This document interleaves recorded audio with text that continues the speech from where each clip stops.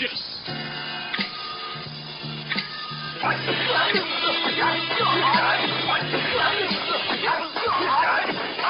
On guard. I'll let you try my Wu-Tang style. Bring the motherfucking ruckus. Bring the motherfucking ruckus. Bring the motherfucking ruckus. Bring the motherfucking ruckus. Yo, something new from a real life rapster, so catch this while I kick a verse like chapters.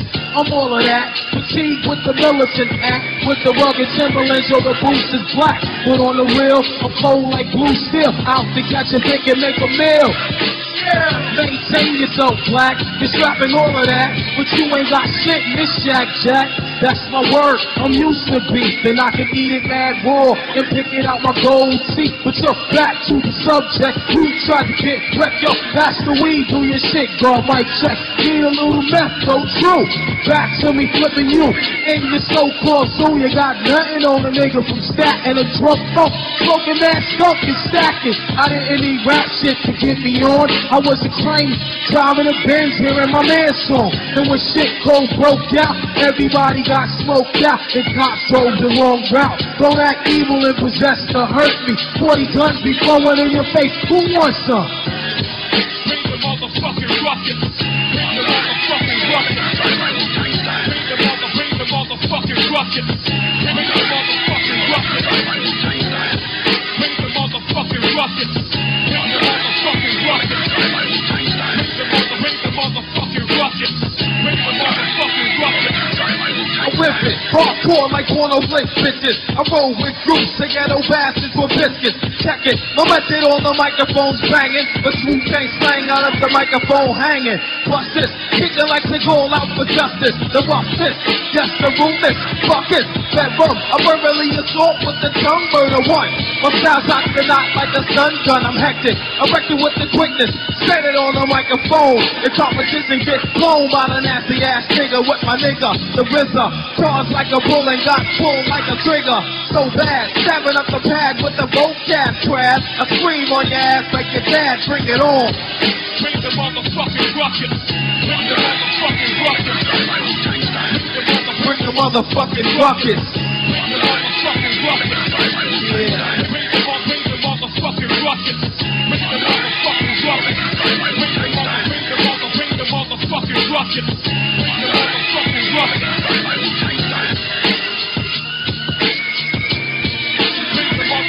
Ruckus. Bring the motherfucking ruckus. Yeah, Wu-Tang Production Kid.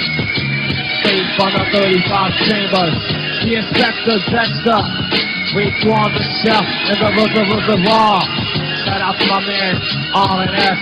Big Proof in the Vine. Mr. Hezekiah. Dual L's. The Ghostface Killer. Ace on your name, yeah. Jigga genius. Give it raw. Bring the motherfucking ruckus. Bring the motherfucking ruckus. Wu-Tang Clan. Bring the motherfucking ruckus. Yo. Stop that for me. Yo. My voice is, you see the lines? Peace, Vandals and Vandalettes. It's the God Mathematics, and you now watching the Vandal Hour, Season 6, live on S.STREET Media. Make sure y'all check out our new date and time, and that's every Saturday afternoon from 4 to 6-ish type shit. We never start on time, so don't go by that, but we on Saturdays in the evening. You can also watch us on our new website at www.sstreetmedia.info. You can also catch us on our Ustream page or on our Instagram page. We also have Facebook and Twitter if you're into them other type of platforms. We have all that shit. You know what I mean? So make sure you check out the Vandal Hour, Season 6, live on all our platforms. Today is a very special day. First of all, we have a dope artist in the building, a friend of the show. This ain't his first time being here. He is dope on them walls, black books for years, putting in work for years. We have the motherfucking dude in the building. Amuze 426 FTR. Let's get a round of applause. Hey. I clap for myself. Yo, I'm glad to have you here. How you doing, man? Good, man. Good. Everything's good, man. We was talking off camera. You know, the guard is always positive, always got a good conversation. So I'm glad to have him here, man, to talk about this culture of graph. You know, before we get into everything, I got to go through a couple of topics. You know, keep our Vandal, our people in tune with what's going on in different situations. In our subtopics for this week, man, Black Moon drops a new album called Rise of the Moon. If you're Black Moon fans, the first album, Enter the Stage, is a classic. Yep. Classic. I think it sets the tone for Brooklyn hip hop during the 90s. It set a standard during that time. You know, deep, heavy, dope beat music. Oh, I just fucked up. Heavy bass music. You know, dope rhyme flows. All the things that it took to make a dope project. And if you want to hear something like that, Enter the Stage is definitely a great representation of what was going on in New York City and in Brooklyn during those times. Black Moon is a legend of our times. They helped bring out Smith & Wesson, Helter Skelter, OGC, Rusty Jukes, and so many others. Their family tree is long and of heavyweight MCs. We had the pleasure of having Evil D here at S.STREET Media this week. We talked for hours, and he talked about, you know, this album dropping, all the ways he was going about letting the people know what was going on with the album. You know, he even invited us to the album listening party that was happening in Flatbush. We couldn't make it, but you know, they dropped 2 videos also for the album. It's called Black Moon Rise and Creep With Me. For the Black Moon fans, 5 Foot MC is now on the album totally. If y'all listen to Enter the Stage, he wasn't really on too many songs. He was in and out of jail during the time, according to Evil D, and going through a lot of street shit at the time. So this time, when you hear Black Moon, you're going to actually hear Buckshot, 5 Foot MC, and Evil D all together. So make sure you cop that new album from Black Moon, Rise of the Moon. Also, this week and last week, and I'm glad I have Amuze here to build with me because we was talking about this off camera. Wu-Tang, An American Saga, drops episode 9 this week. Crazy. Love it.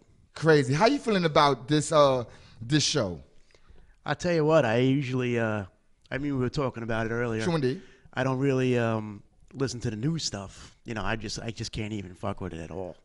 I understand completely. And when this came out, you know, I was intrigued because I didn't think I was going to even watch it. And then I saw the first 2 and I'm like, oh, now I'm stuck. Yeah, you know, it's addictive. It's great. It's addictive.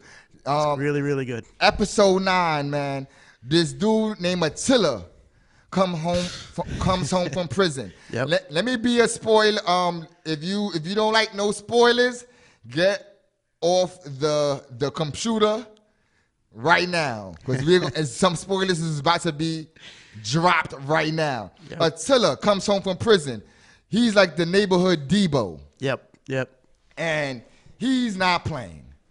He even the dude that picked him up from prison, he done bashed his head into the glass of the car. Yeah. You know, it's crazy. He's threatening RZA, aka Prince Rakeem. He wants the money he made from his record deal with Tommy Boy, the $60,000 that he thinks he have. Right. So he goes buck wild. Yeah, it was him and Old Dirty that were walking down the street talking to them little kids. I guess he signed an autograph or whatever, Sure something indeed. like that. and then they were talking about how much money he got, and he didn't want to talk about it. And then one of them, I forgot which one of them said it. Said 60. Oh, Dirty. Oh, Dirty was either 60 grand or he was like really 100 grand, but you want to keep it humble or whatever nonsense he said. And then those kids was overheard. Right. They were talking about it past that guy was Attila. And he was like, you can just tell he was ready to fucking. If you don't know who Attila the Hun is, I guess that's what the name is based on. He was a plunderer. Yeah. He was a pillager. So to have a dude named Attila, everything that you get when you think of Attila, this guy definitely embodies. It's no good. It's crazy. Episode 8 is the I Love You Rakim episode. He gets to deal with Tommy Boy. He drops the single I Love You Rakim. He's going through sample problems and stuff with the label. How you felt about that episode? Yeah, he comes out and he has better stuff, but they don't want to use it. No. They want to use their image and their beats and whatever. And you and I know that the Wu-Tang stuff would have been better or probably would have boosted him on his own. That's a fact. Which is probably a blessing in its own because that didn't work out. He wound up doing the Wu-Tang stuff, which was even better. And you know what's crazy? In the episode, he bumps into the god Just Ice. Now, for our Vandal Hour audience, I'm kind of like an encyclopedia when it comes to this hip-hop shit. And Just Ice is from Williamsburg. He's from Fort Greene. His grandmother lived in Williamsburg Projects, Block 3 for my Williamsburg people. And I actually had the chance of meeting Just Ice. And he was a gangster. Let me just say that. For the people who don't know who Just Ice is, he was down with the Boogie Down Productions, Toya, the Wet Food Stamp, or the Food Stamp song he had. And he was like a gangster in hip-hop back then. What we would consider like the Jay-Z's or the Cool G raps and all that. He was that in the late 80s. So he presses Prince Rakim about the 5% shit. And Prince Rakim, a.k.a. RZA, don't know shit. Right. And he was about to fuck RZA up.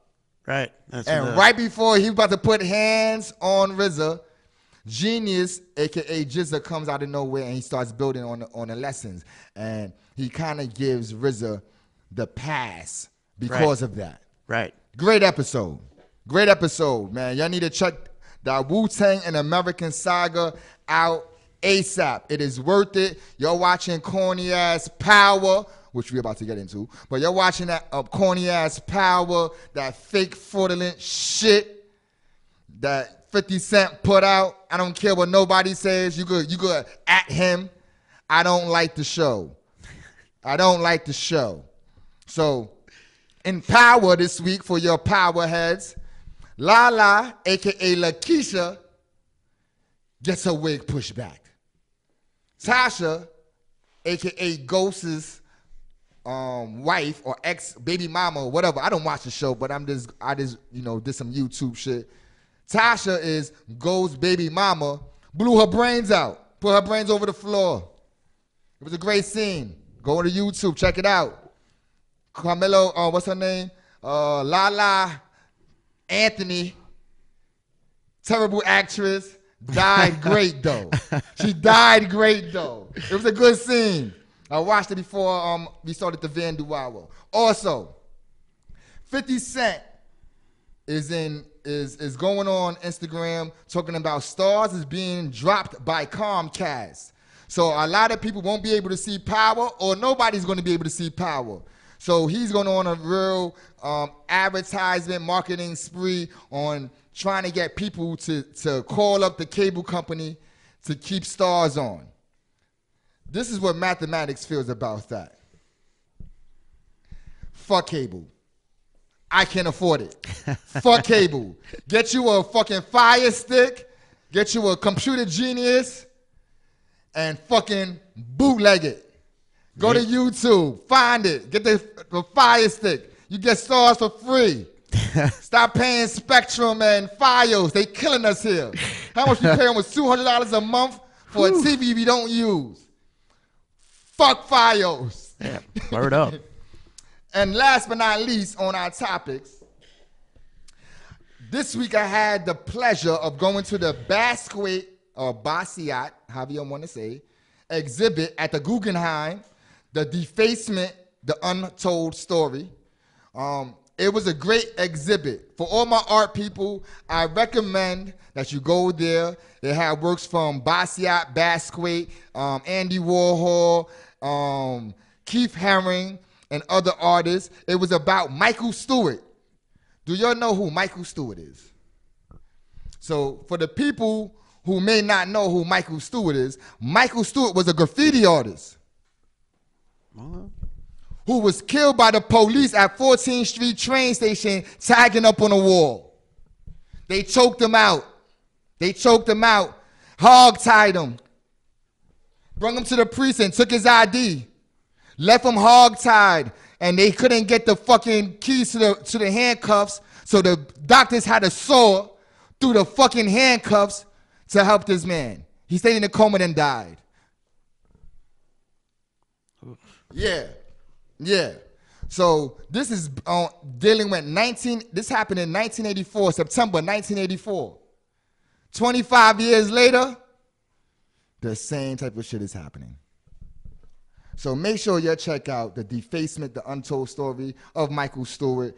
Fucking powerful. It took place on the L train. There's artwork by Basquiat or Basquiat that actually is like a map of the Bushwick area. Bushwick name is actually on one of his pieces. Stanhope Hotel. The Stanhope Hotel is on one of his pieces. It was very powerful, man. And the Guggenheim, if you've never been to the Guggenheim, which I never been, and this was my first time, is one of the best looking museums I've ever been to in my life.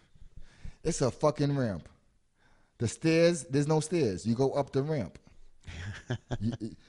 Only thing I kept thinking about is they should close this bad boy down and let the kids get on some go-karts and go down that bad boy past the art. It would be fucking art itself. I'm dead ass, man. It's crazy. It's an ill design to the building. Shout out to the people who designed the Guggenheim. All right. For the people that may not know or be familiar with this part of the show, but this is when we get into this week in the Vandal Hour News. No, we don't have no sound effects. Swift is not here. When he's here, we got sound effects and a DJ. Shit evolves, shit happens, but the Vandal Hour is still as powerful as it was in the first year. This week in the Vandal Hour News, we had a lot of things happening in the graph world, man. A lot of things happening in the graph world. Pardon me. A lot of stuff. I just can't find where I wrote a lot of stuff at. All right. Here it go. The Vandal Hour News. This year, November 14th, makes the 5-year anniversary of the Vandal Hour. Let me get a round of applause. Woo. It's crazy, man.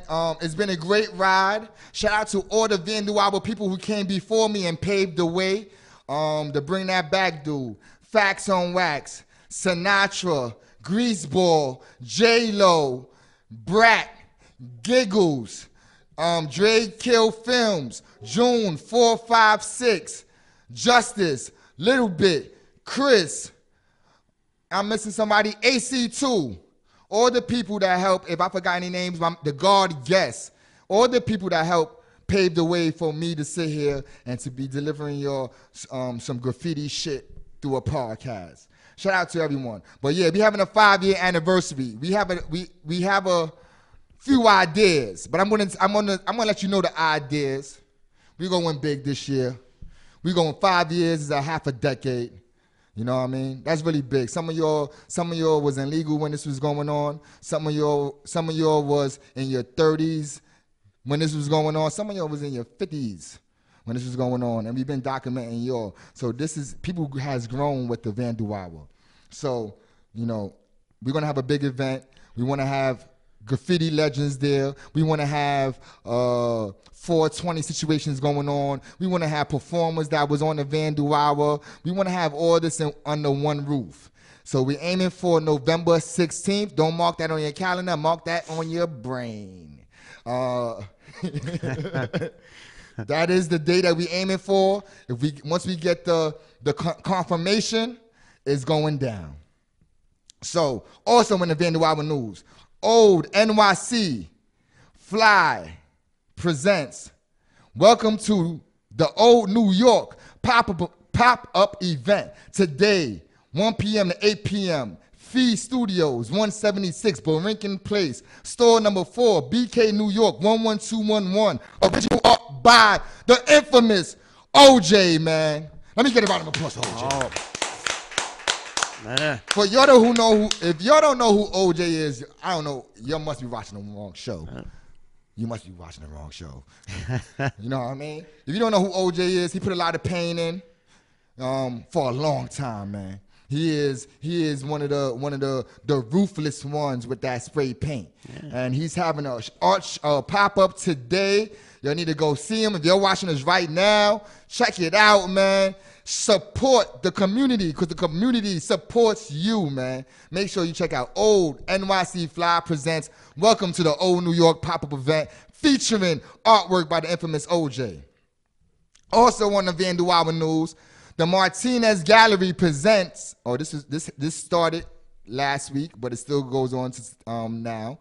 Martinez Gallery presents All City, an uncompromising portrait of NYC's 90 protagonists.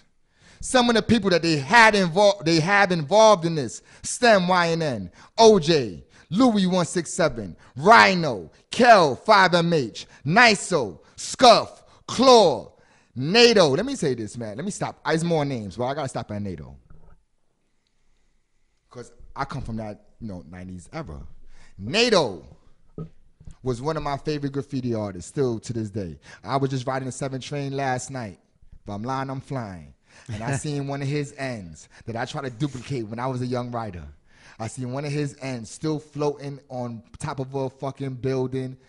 And he was, to me, one of the ill ones. You know what I mean? Another person who, I'm going off subject, but I got to. Influences to me. Baron. Y'all may not remember Baron, but Baron, NATO, was very powerful in the 90s. Rest in peace to Baron, I believe, if I'm not mistaken. But Baron, these two people to me was like graffiti royalty at that time. But let's go back to this 90s list. We got NATO, we got Deck, we got EAD. EAD. We got JD, we got Clark, TN, we got VFR, and we have Set, and a whole lot of other writers, man. From what I was seeing on Instagram, the shit looks fly. Shout out to the Martinez Gallery, which you can follow on Instagram. They are dope. This shit to me, is really a fly thing going on for grab. Y'all need to check it out. And last but not least, man, this week on Vandal's Flexing, we come to pump you up. Yeah, that's our sound bite also. We don't have it because Swift is not here, but it sounds fresh when it's here.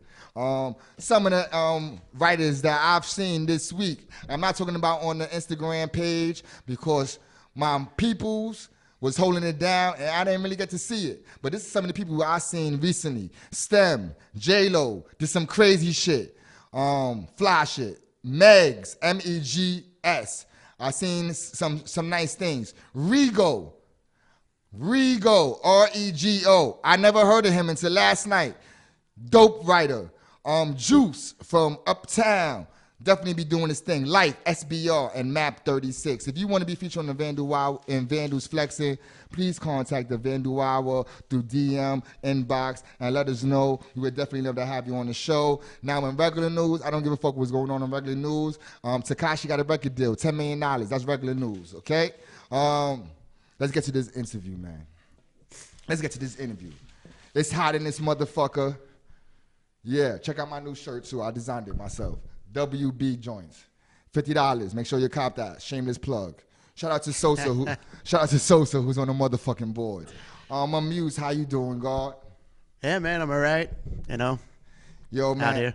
you've been on the Vandal Hour already. yes. You know what I mean? That was a great interview. A lot of people watched, and we appreciate you for always supporting us, whether it be through art.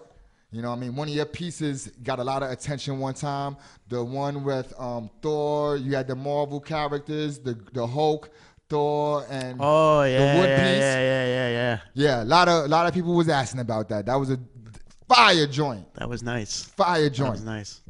So, man, you know, me doing research on you, I got to do research. I don't like to just talk shit and about nothing. I like to have a aim, a focus. So I did some research on you, and the first piece of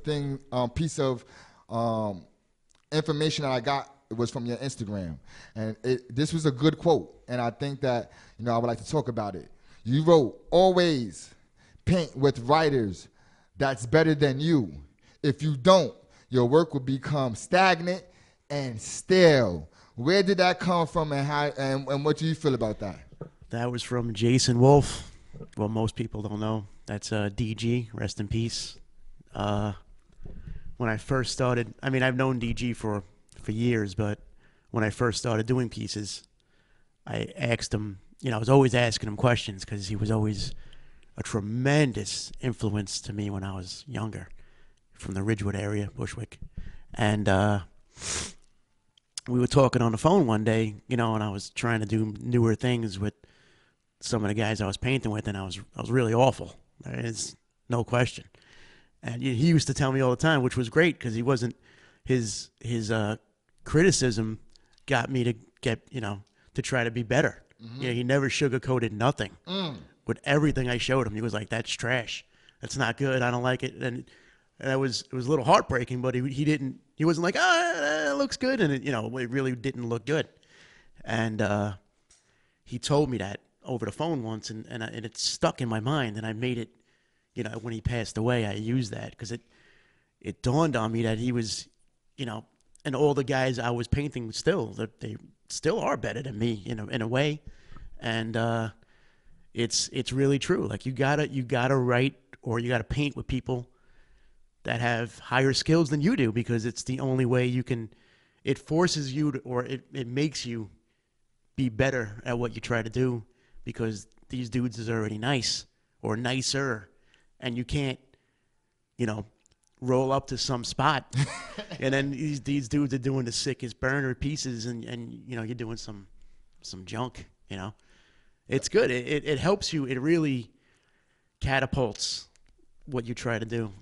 That quote I never heard before put that way, but when I think of that quote, when I was up north, somebody told me, always play chess with people who are better than you. Yeah. Because when you play when you play masters, and then when you finally play someone who's in your quote unquote league, a lot of times you burn the shot at them because you've been playing with people who's been beating you, but who are great players though. Right. So that's a dope. DG, very influential to the culture. Very, very, very, very influential. For a person who never met DG, give me a description of him, writing wise and outside of writing. Writing, he was. It's. I'm not stuck. It's just there's so much. You know what I mean? Like, he was. I would consider him a professional writer in every sense. With palming and piecing. Books. He bombed trains, from the late 80s, highways, trucks. The dude did everything. Like, he's like a writer's writer. There's no other way to put it. He was just explosive, full of energy, funny as hell. I mean, a lot of, people that knew him, he was, he went through a lot of personal things, but you can never tell. He was always trying to be, he was always trying to see if you were okay. You know what I mean? Like, always, like, he would call me all the time, and just the craziest times a day, which was always, because I got to be at work fairly early in the morning, and he'd call me up, And I know he ain't at work, and I'm like, well, what are you doing? He was like, I was out all night. And I'm like, well, what did you do? And then he'll send me flicks of stuff that he did. Like when he was around, he did he did fill-ins inside the train. I don't know what train it was. And he sent me the pics, and he's like, don't post these. I'm like, why would I do that? Like I love seeing this. Sure like, indeed. he was so paranoid because he'd go out and get trashed, and then do crazy shit like that, do fill-ins on the train stations, and then do insides, and then take pictures with his phone, which is incriminating in itself. And then, and then he was texting them out to his, he never posted it, but like he was sending them to all his friends. And I was like, man, you crazy, bro. Like this shit it's funny. Like, So in other words, pardon for cutting, but in other words, there's probably some pictures that's out there that the world haven't seen of his work. He had a massive catalog of stuff that people seen, and a lot of people that didn't get to see because he didn't share it with most of especially on social media. He would text them out or keep them on a file, hidden away, because he was just so paranoid about getting caught. I mean, they all knew who he was. He got caught so many times, but he still was like, oh, that ain't me. Like that's how it's supposed to be, baby. That's how. If you didn't see me do it, that wasn't me. I mean, the first time I ever painted with DG was it was a sad occasion. It was right after Asp's wake, and it was me, A1's, DG, CI. I think it was a lot of us. I think my boy MX was there too, and I never painted with DG, so this was crazy to me, and I just wanted to watch, I was like, fuck, well, I don't even want to write on nothing. I just want to watch him paint because I never seen him paint, and he was doing fill-ins like like on a conveyor belt. I never seen anything. I mean, like I know VE, of course, he was very fast too when he would paint, but DG, I guess had a little more experience. He was just doing DG, like he was doing back to back fill-ins, just right down the street, like no worries, no fucks given. And we actually, the cops seen us, and and DG was trashed. Like and I was worried as soon as I seen the cops. I'm like, oh, that's it. And he didn't even give a fuck. And he actually was trying to. There was this fence, like they was trying to like climb this fence. And the cops are like, sir, would you? Like they were sirring him, like, sir, excuse me, sir. And he was just like acting like they weren't there. And he was trash trying to climb this fence. And then they grabbed him, and they threw him on the floor. And I was like, oh, and they were like, tell your friend to stop. They're like, what's his name? I'm like, it's DG. That's DG. That's his name. And it was crazy because years later, we drove past that same spot when I was driving him home one day, and he's like, you know where we are? And I'm like, I don't know where we are. Now I'm watching the GPS. I don't know where the fuck we are. And he's like, this is where we did those fill-ins. There was that little bridge where there was like some sort of like water inlet in Brooklyn somewhere. And he's like, that's that bridge I tried to climb. He remembers. Yeah, and then when we drove by, because that was the only time I was over there, or maybe just I might have drove past there after, but I didn't remember. And I'm like, motherfucker, man. That was a long time back. And I'm like, yeah. That was right where we did those fill-ins, and I never got pictures of any of it. I mean, wow. The stuff we did together, because I was watching him mostly. I do have photos from that night, but nothing of us. I think I had one thing of me and him, which I was just like, oh, that's enough. That's all I need. Sure indeed. Keep that in the archives. I was really proud of that little moment, and he was more than. What a lot of people don't know, he was more than a friend. I mean, more than a writer to me, because once we became more closer, we didn't. A lot of people knew him as DG. They didn't know him as Jason. Like even in my phone, he was Jason. He wasn't DG in my phone. And we'd hang out here and there, and he was a big. He liked to go fishing a lot, as I do myself. And he was always telling me, let's go, and I'm, and you just keep thinking. We'll go. It's going to happen one day. Yeah, and it just I regret I never got to. Wow. And he was a huge Yankee fan like myself. We talk about the Yankees all the time. you know, and liked to drink Bacardi. That was Jason's drink, and he was just full of energy. Like, you know, he was just a lot of fun. A lot of people describe him like it's always been a positive character of him. Like every time I hear someone who speaks about him, they speak with the same solemnly the same way. Like my man Reps speak about him the same way. You know what I mean? You know, your career, you done bond with outside of DG, some you know, New York's infamous, man. Tell me about some of the people that you went bombing with, man, and like how that chemistry was. Well, when I first started bombing in the 90s, really, I was interested in graffiti in the 80s, but I was too little.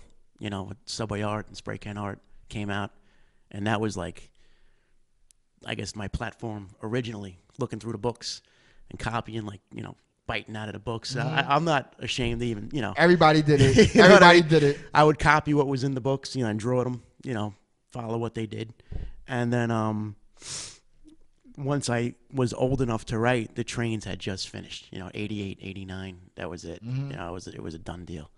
And that's when I was old enough to, like, creep around by myself. I remember seeing the trains, but I never wrote on them like that. And as a matter of fact, the first thing I did see on a train was a Midge piece. That was the first visual thing that I seen. 77.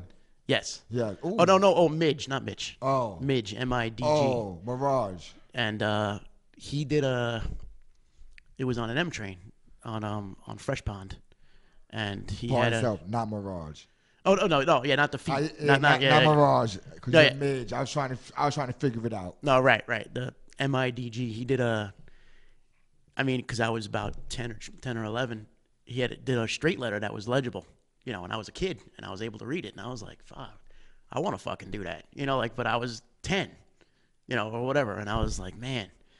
And then once I got a little older, had a little more confidence in writing on stuff and sneaking around, you know, the trains was over, and it was I started writing with most of the neighborhood guys. Like, well, Sino KSA was originally, he wrote SZ back in the day, and he was originally who started me to write from way back, because we went to school together. He was already writing, and then he, you know, continued, but then he moved. You know, he was into skateboarding more, and I didn't really hang out with him as much. So then, you know, and Poet lived in my neighborhood. Shout out to Poet, right? who was Poet. On the Vandal Hour. That's the man right there. So he kind of like took me under his wing a little, and he was older than both of us, as he used to take Sino under his wing as well. And, you know, Poet always did pieces, always. And that's what I always wanted to do from Subway Art. You know, they featured a little bit of film, you know, like Cap and stuff like that, which shout out to Cap. Shout out to Cap, MPC. My man, yeah. And I always wanted to do pieces that just, and I was awful for years. I gave up. I stopped. I was like, I can't do this. I'm just going to quit. And I started, you know, doing stuff on paper. And Slash actually was like, if you can do it on paper, you can do it on a wall. I'm like, no, I can't. You know, I just I can't do it. And lo and behold, you know, I started, you know, once the new paint came out with the lower pressure, you know, in the, like mid 2000s, that's when I guess my control was a little better, and I just kind of went from there with the, you know, the different tips and, you know, caps and all sorts of stuff that they make now, and it was easier, you know. And I've done pieces with Rust-Oleum and all that stuff, but it's just not the same, you know. It's, you know, it depends on how big you go. You know, you can't really do those little fine details. Like, I mean, you could, but it's just not as clean, I guess you can say. And that's really how it all started with me. I mean, when I first started writing with Poet, because he was the guy closest to me, he wound up moving, and then I was roommates with A1s back in the mid-'90s. Wow. And he took me pretty much under his wing because he was already him and VE, you know, and Catch and Giz and Dessa and them dudes. SN, Sure indeed. They had already had shit locked up. You're You like know. the Breakfast Club. Y'all had like there was a section of your. I gotta say that at the 90s, it seemed like y'all was like the group bombers. Like I seen things where it be like Giz, Catch, Dessa. Boom. It was like the lineup was a lineup, and Yeah. and it was powerful players. Shout out to Catch, MTA, my Yeah. man. One of the first people to take me racking. We went to Queens, Steinway Street. I forgot Pergament and one of them shits that was over there. Uh-huh. Yeah. Master Racker, that Catch. Master Racker. I gotta say it. Shout out to he took me and JCJ. Yes, sir. He took me and JCJ over there. But what's going so you had like some of the top writers was in that circle, the Slash. Right. Like y'all was destroying shit. How was that feeling during those times of like when y'all was really smashing shit? Well, those dudes really, I never got up like them. Like, there's no question. Those guys got up. I mean, we were together every day, you know, or 4 times a week, and them dudes were, you know, they were like, I guess like they were the ones that represented Queens from where we all lived within a mile of each other, you know, and I still live within a mile of some of these big guys that still write on stuff on the sneak, you know what I mean?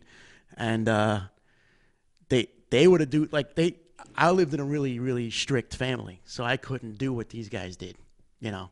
And then when I moved out, you know, when I lived with A1, and we lived right next to the Halsey Street station, right down over here. Bang, bang, bang, bang. And you know, the Halsey layup was there. Layup, I mean, baby. I never did it, but when Asp was around, he would come by, because him and A1 were really good friends, which was fucking great. Because They was killing shit.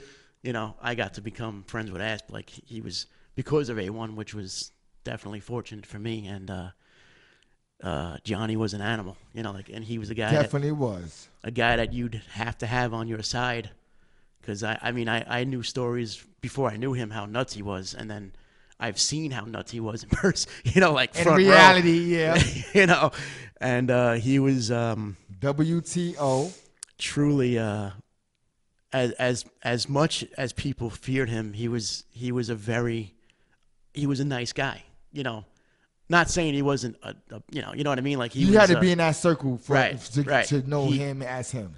When I first met him, I didn't know who he was, and he was sitting on my stoop. You know, I never seen him before in my life, and he was like, you know, A1, and I'm like, no. You know, I'm like, who is this guy? All right, so I walked right by him. He was sitting waiting for Richie, and so I went in my crib, and then like a week or 2 later, I opened my apartment, and he's sitting on my couch, right? And he's like, I thought you didn't know A1, motherfucker. And I was like, how the fuck did this guy get in my house? You know? Like, he was just sitting there, you know, lights were off. I'm like, this is fucking crazy. And then A1 comes out laughing. And I'm like, yo, you dudes are trying to give me a heart attack, man. I can't. Because he one time he came to my, I wish I still had it. I really do. He came to my old apartment, and neither one of us was home. You know, this was before cell phones, and I mean, I think beepers were around at the time, but he came and he stuck a sticker.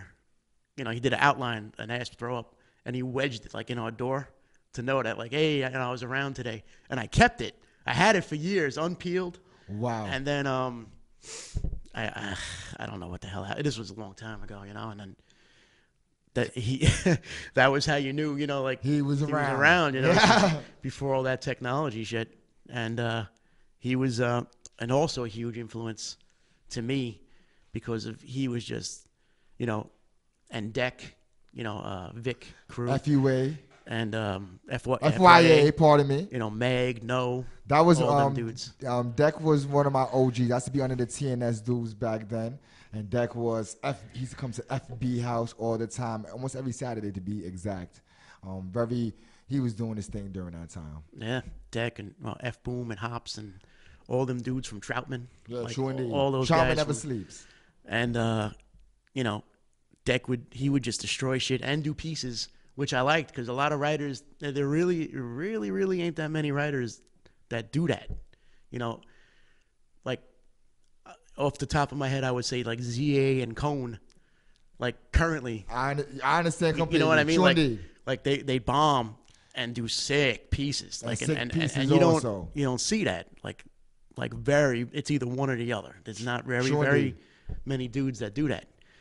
And there's these guys, like they just put in so much work, and then you try to be like them, but you can't, because it's a high bar. Yeah, it's a high bar. Like, to try to be like Aspen DG is only they can be them, or Deck. Sure indeed. Those guys were just beasts in the street, Sure indeed. And those were the neighborhood guys, even like BL too, TMR. All these guys, BL. yeah, that's, these dudes put in a lot of work from where I was from. And I just wanted to be like them, but I was too little. And ironically, I became friends with all of them, later down the road. Let me ask you a question. I'm going to throw you a curveball, man. Oh, boy. Let's go. If you had your Graph Mount Rushmore, if you could design Graph's Mount Rushmore for you, who would be them people who would be the heads, paws in your Mount Rushmore graph-wise? Oh, that would be what? There's 5 guys, right? Yeah, 5 guys. 5 guys. The forefathers. In your book. I got you. Well, I'd have to say Scheme, 100%, because the styles and the work he's put in. He's a nice guy too. On top of that, I'd have to say Cap as well, even though he wasn't, as he didn't do pieces, but he put in. He set the standard for the bomber, the bomber floater. He set that standard. Yes, and his outlines are still tough as fuck. People still take his lettering. The A has been misused. Yeah, you know what I mean. And the P. Yeah, we painted about 2 weeks ago. I actually spoke to him right before I came here. He's gonna paint tomorrow somewhere, and he was asking me to go, and I'm like, ah, oh wow, because I'm already gonna be doing something somewhere else, and I was like, God damn it, because I hate to tell him no, true indeed, because he's been painting again, he's been out for a while, his health has been a little wavy, but he's bounced back and he's healthy as hell. Shout out to Cap MPC. So that would be. So you got Cap and Scheme, right? Then you got it'd probably be all train guys in my mind. So I'd say Dero from the Bronx. Shout out to Dero. If I'm not mistaken, Dero was on the Vandal in our Legends episode, if I'm not mistaken. Nasty. Oof. One of my favorite writers from when I was a child. When too. the magazines was really big, the graph magazines, Dero kind of had that on smash. Like he was during that time of the early graph magazine. He because I guess I would imagine he did more work after those books came, like Subway Art and all that. And he did a tremendous amount of trains too. And I guess all those photos got put into those like recycled, right? Like flashbacks and all of that stuff that came out at the time. And let's see, so that's 3. And so then that's Scheme, Dero, and Cap. See another train guy. I'd have to say Comet. Ooh, Comet for sure. Ooh, good pick. He's old. Some dudes that really know about graffiti will know about Comet and Blade. That's a fact. And Comet's a great guy. That's a fact. Funny as hell. Still full of energy. I seen him a few weeks ago. Let's see, in a 5th. Let's see. I'd have to say T-Kid. Ooh, that's a good. There was a time when he was in the Graph magazine, like, and videos, like he was in everything in the 90s. Yeah, Terrible T-Kid. Terrible T-Kid, who was also on the Vandal Hour during our Legends episode. If you never seen the Legends episode, we had Chino, BYI, Say, TCM, Python, Dero. Who else we had on that episode? Python. It's a good dude too. Yeah, great dude. Cess. Oh yeah. And some other people. But that was our Legends episode, one of our highest viewed episodes. But So that's a great Mount Rushmore, man. Man, dudes that all do, put in a lot of work, and their style is just untouchable. So let me say, speaking of style-wise, who is some of the people that you look at style-wise? Like, this style is a very distinct thing in graph, because a lot of people do good, big productions. Right. A lot of people do, nice lettering. But when it comes to style is like, I think of Part. I think of, I'm not gonna lie to you. I think of who a great style person is STEM, YNN. I'm biased, but honestly, he is. No, he's nasty. Stem's so nasty. Style wise, who you think, who catches your eye? Who catches your attention? Well, people that I never met personally, I've seen I guess online.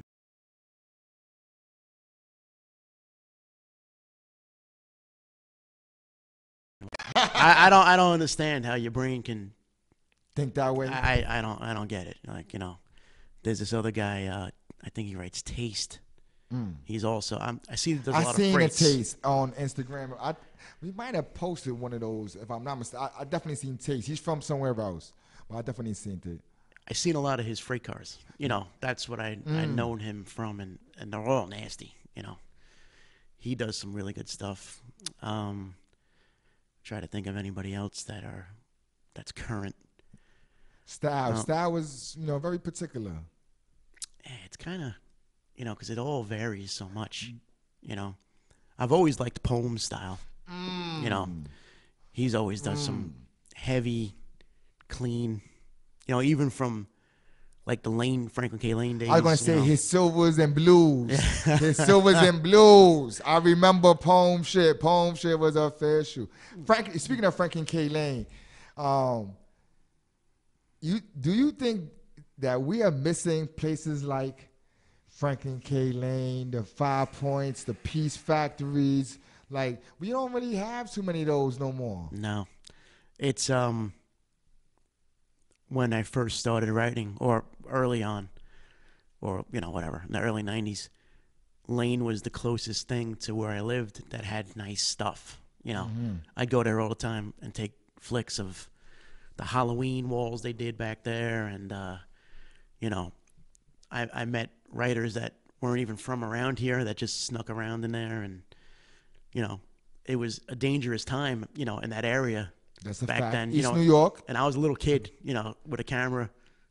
East New York in the early 90s, late 80s was wild. That did not belong there, and I stuck out like a fucking sore thumb, But I'd creep around, and a lot of the dudes that I painted with, like Slash and Germs, would paint there all the time, and Poet as well. And I didn't know Poem back then. I've known him now, but him and Lumit, Pure. Big boys. There was so many, Too Ill, wow. Which is, that's, wow. Who was also on the Vandal Hour. Shout out to Too Ill and the Pirates. Sick crew, Drunken Monk. Facts. Shout out to him, my man. And there was people don't have any idea of what, you can look at the photos, that's, everything's documented. But to see all that stuff, I seen it all. And I walked through there in 92, 91 when that stuff was brand new, Do you have a crazy picture collection? I got pictures no one's ever seen. You a collector? I've got thousands of photos that I took back then. And then, once Instagram or whatever, Facebook or all this shit came out, I'd leak like a few out. But I probably... It's like 3% of what I got. We definitely got to talk, because we're working on some things. We don't want to put that over air, but we're working on some things. The Vandal Hour is working on some ideas and projects we're putting together outside of just the podcasting. Speaking of Germs, you and Germs have a dope chemistry.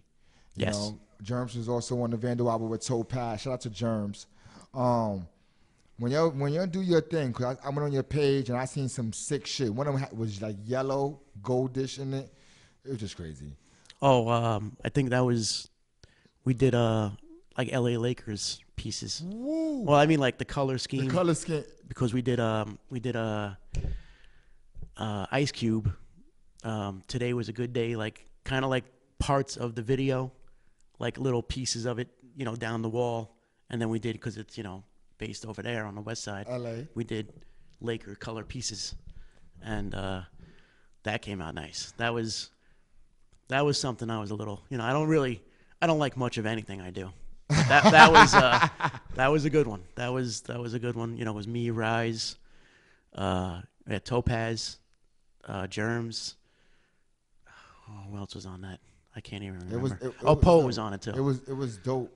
But how do y'all come up with your concepts, your themes, like before y'all do these productions? Well, we always joke that like Germs is like the foreman. He's the graffiti foreman. He shows up, on time. Like I get there an hour late. I'm the worst. I show up. I'm like, my back hurts. These guys roll the wall out. True indeed. And he'll line up the spots most of the time if he's there, and he's almost always there. And we'll talk about a theme or whatever kind of concept like a month in advance, and then Topaz will do all the magic, all the crazy shit, and we'll just work around them. And I've been very fortunate to be part of a lot of those things because I've known Germs and Poet, and Rise for years and years. And I've known Topaz for about 10 or 12 years. And just getting to paint with Topaz for me, because I've known those guys so much longer, is just like every time I see him, I'm like, oh, man, Topaz is coming today. Characters be crazy. And the sick thing is what he does sick pieces.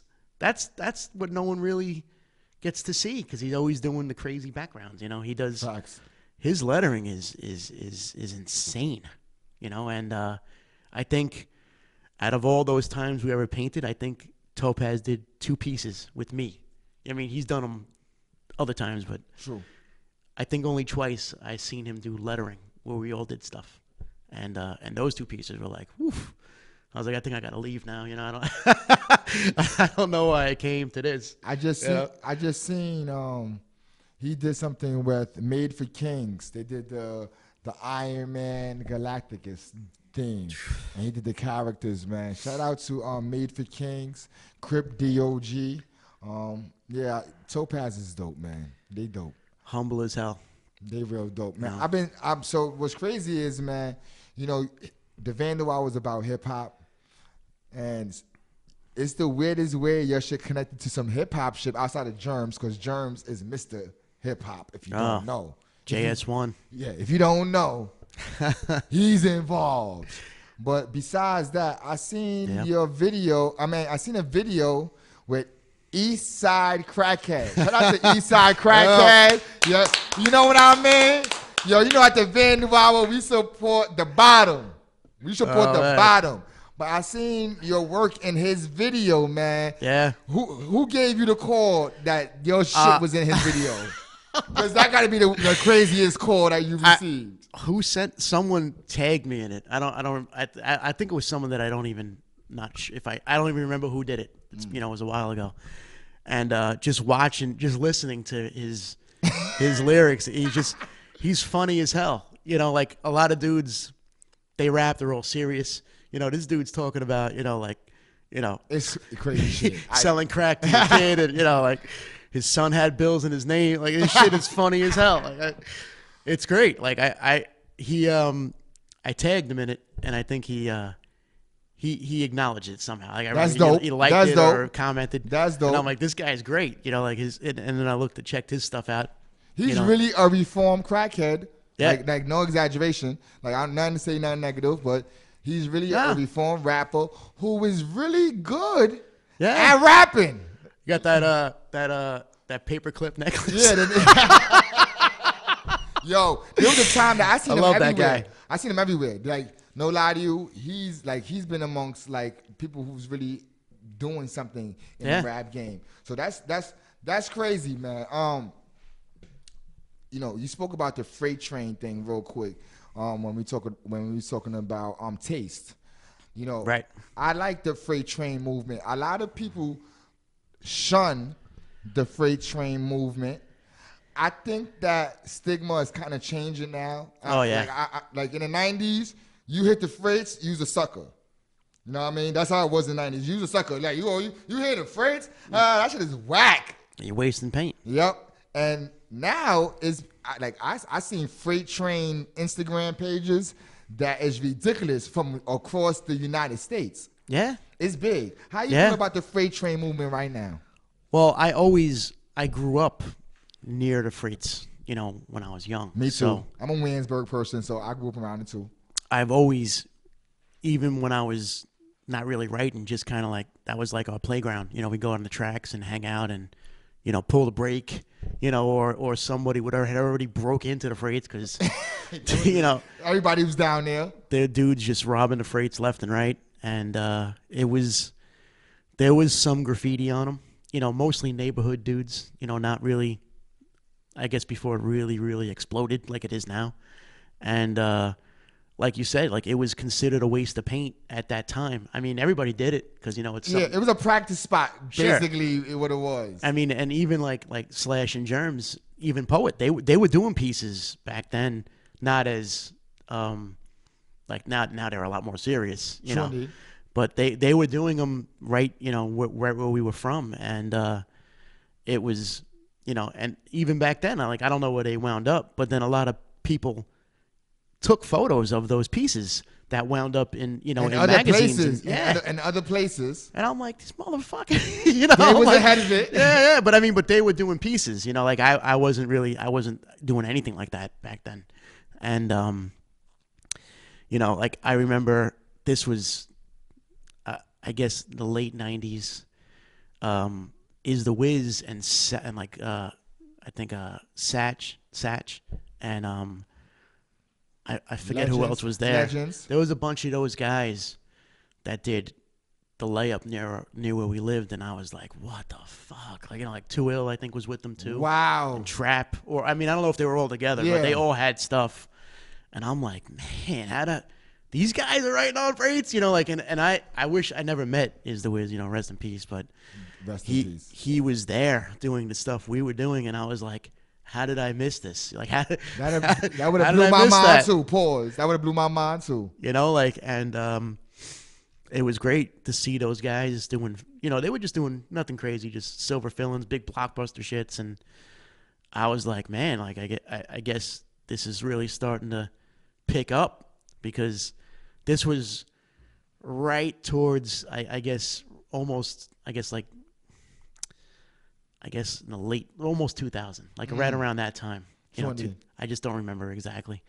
And it kind of, like even DG was doing a lot of freights with CS. Sure, indeed. You just took, damn. I was about to say, CS is one of the people that I seen that's really serious about that movement. Oh yeah, TFK tax dudes. Sure, indeed. RY, Oro, rest in peace. FN, Float Nasty. Sure, indeed. Sure, indeed. Oh man, I haven't seen him in a minute too. Me neither. But these dudes, they kind of like. Because I don't want to be biased, because the guys that I knew, or that guys that I know, they started doing pieces in that era, like early 2000, like late 90s, early 2000s, and they put in tremendous amount of work, like stuff I never even seen that I just started seeing recently. I'm like, man, like how much more is out there? They was focusing on those when people wasn't. Yeah, and CS, he's always been nasty from the 80s too, and those guys really, CS and DG, they really, really put in a lot of work and did a lot of nice cars, and then it seemed like when they kind of, I guess, moved on to other things, it kind of had like a little bit of a, to me it seemed like it just kind of like stopped, and then, or it was probably always going on, I just didn't pay attention to it. But a resurgence of it happened. Right. And then now that it's been going on for all that time, and I don't not paying attention. Nothing. Yeah, me neither. It seems like the social media has catapulted it to a level that's just It looks crazy. it's insane. When you go through social media, it looks like a lost world. Yeah. Like a lost world that there are people who was really focusing on, like, I did 300 trains. Like, I didn't read that. 300 freight trains. Yeah. You know what I mean? And more. Shout out to everyone who's in that freight train movement, man, because it's definitely building right now. You know, we're winding down to the end of the interview, but there's some, a few things I just wanted to ask you about. You was friends with a person by the name of VE who we spoke about earlier. Oh yeah. VE, somebody call him the Bomber's Bomber. You know, for this generation. Sure. The Bomber's Bomber. A lot of his work, even though he is not here, is still rocking. Yeah. Like he put in a lot of pain in his time. For a person who had a chance of really knowing him, can you describe VE in just one phrase? I mean, just one. Like, I know there's a million things you could say about this dude, but in one phrase, what do you think is like one of the best descriptions of him? Dynamite. That was a good one. That was a good one. That was a good one. Dynamite. Yeah, Explain Dynamite. that to me. This is a guy, I mean, what people, that didn't know him don't realize that VE was a kid doing this work. Like, he's 17, 16, putting in beast work like the other heavy dudes were doing before him, not realizing how little he was, or how young he was. And he was just relentless. And he used to say that VE meant vandalize everything. A lot of people. Ooh, I never heard that. That's a good one. That's a good one. Vandalize everything. He used to say that, for people that knew him. And this is a funny, like, backstory. I was telling him one day, I'm like, you like, because he was always dirty, from bombing. Sure he dressed. He was a ready to go. Immaculate dresser. Killed the women. Like, this was, he was everything besides graffiti. He had a car. He was younger than me. I'm like, how this motherfucker? I'm like, this dude got a car. And he'd always go to clubs. He was a lot of fun. And I remember one day we were talking about, I was looking at stuff, and like I said, he was all filthy. And I'm like, what did you do, man? Like, it looks like you just rolled around in oil. He was filthy. And he was like, oh, no, like, I think something exploded. Or like he got like shoot-eye Griffin on him. Like, he was just a mess. And I was like you look like you look like a graph rat. Like, not in the rat sense, but like you just like the rat like that that's always in the tunnels. Yeah, like always dirty and like grimy. And I'm like, he's like, look at you. You always look at. I mean, like, he didn't always look like that, but when he bombed, he looked insane. And then he would put that in his throw-ups every now and then. He'd write VE graph rats, and it was just like it was just a joke, like between me and his friends and whatever. And that was really how VE was. Like, he just was graffiti. He just wanted to be where he was, and he was beast, a little kid. That's a fact. And I remember, it's funny, I was just talking about this the other day. The very last time I seen him, I seen him on Myrtle Avenue, and he was going to a club. Nice coat on. I remember I said this exact same story. He was with my boy Chell, and they were going to some sort of club, and he was dressed all nice. His hair was all, fresh, haircut. And I'm like, yo, Conti, where you going, man? Like, you fucking gonna beat some bitches up? Like, where you going tonight, And they were going to someplace, somewhere out in the city. And, I couldn't go. I wasn't dressed like that. And I was just hanging out at the bar, right, right near where we lived. And he said something, and I'll never, this was our last conversation. And he told me, he was like, you know what, Chris, I don't think I'm gonna bomb anymore. I don't. I think I'm done writing. Is 18, 19. This kid, and I'm like, what are what are you talking about? Oh, I think he was 19. Yeah, he was 19. He's like, I wrote on everything. There's nothing left for me to write on. And I was like, you ain't gonna. He's like, I'm gonna. I think I'm done. And I'm like, you ain't done, bro. Come on. Like he would take like these like week breaks. Yeah. He never really stopped. Like I know a few brothers like that. I know a few brothers like that. Not to say no names. And he told me he was not gonna write anymore. And I'm like, bullshit. And then, he painted after that, of course. I don't know what possessed him to tell me that, but he said that there was nothing left for him to write on. It was his quote. Real shit to say. To me. And I was like, I guess you're right. You got every fucking rooftop. You got these dudes are bombing Manhattan that no one really does anymore. They had all of, like Lower East Side and like, the lower areas locked up, all of Bushwick. And the lower areas is a very dangerous part to be bombing on. So dudes who do those areas, you gotta give kudos to. And like 7, Easy, and them dudes. You got to. Cause those they locking you up for grab areas. And it's so alive over there. And it's funny, like 7 Easy. The people that know him, them dudes they're really cool dudes. And they write on stuff like they have, like, it's okay. Permission. Like that's the hardcore one. They always. Are we all supposed to be right here? Oh, my bad. Yeah, like I live in there. That's my building. I think I'm right. Like and huge fat cap tags and outlines and and I, I'm friends with them now. But I mean, I watched them while I was younger, beating the shit out of the city, mostly Manhattan. True indeed. And I was like, man, how do these dudes bomb in Manhattan? There's people there.